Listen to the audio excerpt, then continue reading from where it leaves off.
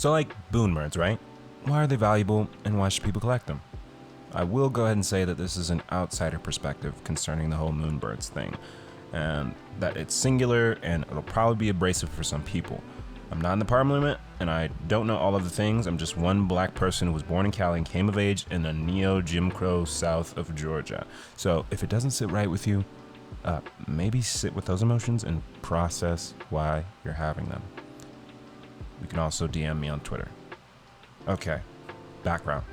Kevin Rose, right? White man, mid-40s, Web2 background, founded the website Dig. I never used it, but hey, this was big back in the olden days of the internet.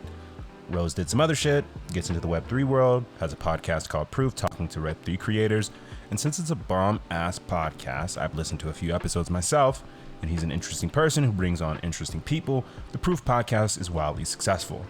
The logical next step is releasing an NFT project to fund a business. And so he and his buddy Ryan Carson did just that. He raffles off the 10,000 piece collection for $7,500 a ticket, unaffordable by most American standards who don't even have 1,000 saved for a fucking emergency.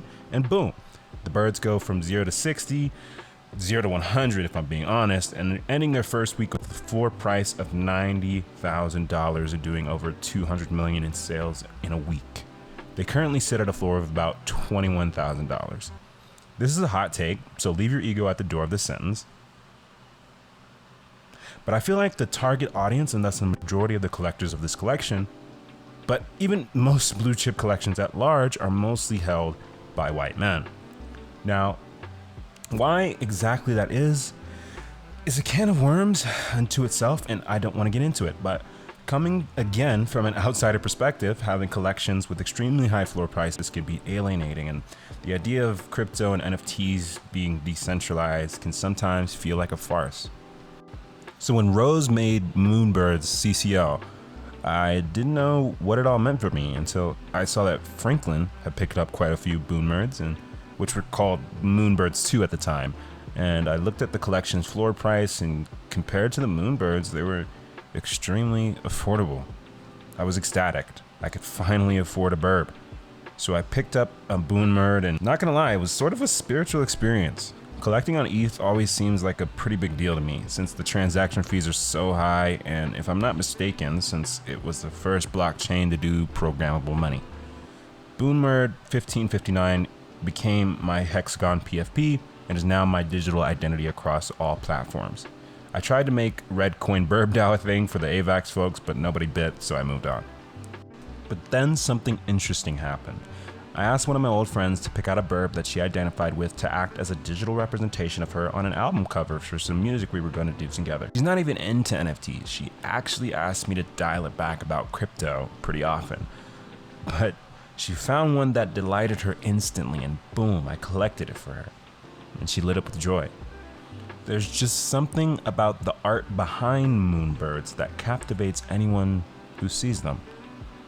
I started repeating the practice with new friends and old friends alike, all of them normies, and no one refused. Everyone likes the burbs.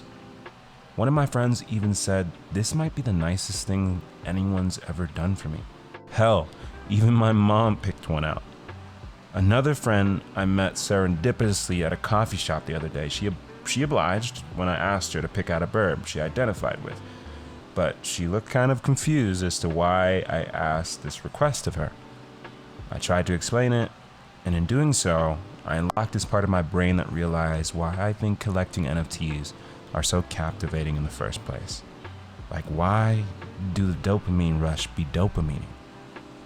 So the idea of the blockchain is like public ledger of all transactions within a certain ecosystem of financial assets. Nothing can be erased from its history and everything can be traced, right?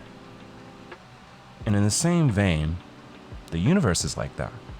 All vibrations are irreversibly linked to one another in a cascading effect. The difference between the universe and the blockchain is like, you can't go back and read the universe. Everyone has their own opinion, their own perspective. And that can be empowering, but also can be simultaneously troubling for a myriad of reasons. Anyway, the idea behind why blockchain is so empowering from an art collector or anthropological standpoint is like thousands of years from now, if humanity survives that long. They're going to be able to go and observe this little corner of the universe where I collected art for a friend, and it won't ever be erased.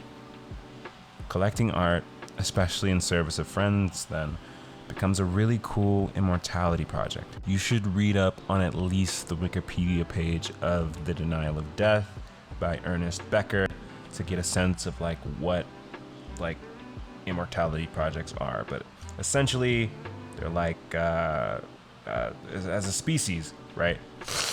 We're afraid of death, and we cope with this by making things that outlive us. And that way, when we die, we're still sort of here. Anyway, the TDLR of why boonmirds are valuable is that they open up the world of NFTs to people who might write them off as expensive monkey JPEGs, or in this case, expensive owl JPEGs. Boonmirds is accessibility over exclusivity. Boonmirds promotes closeness over closing things off.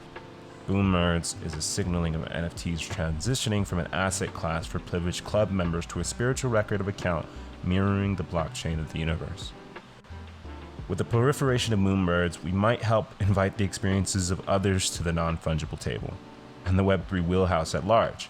Importantly, the experiences of people who aren't white men. It is important to note here, and I will vehemently stress that I'm not saying only white men collect moonbirds. I am making the assumption that the majority of holders are white men.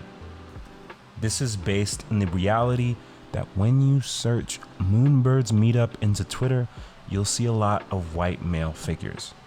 Anyway, I had just made some people angry, so if you are one of those people, feel free to tweet at me. Fuck you, Will, you're yucking my yum, and I'll 100% understand. Now you might be wondering, as Boonmirds community leader St. Jeezy wondered when I brought these thoughts to him exactly a week ago now, so then what happens if your idea shoots off and Boonmirds gets a 1 to 2 ETH floor and is no longer open and accessible to everyone? And my answer is, we figure it out. Find more ways to create values to newcomers in the space, build shit, form a DAO, do the things. I'm just a storyteller, man. And we're still in the rising action.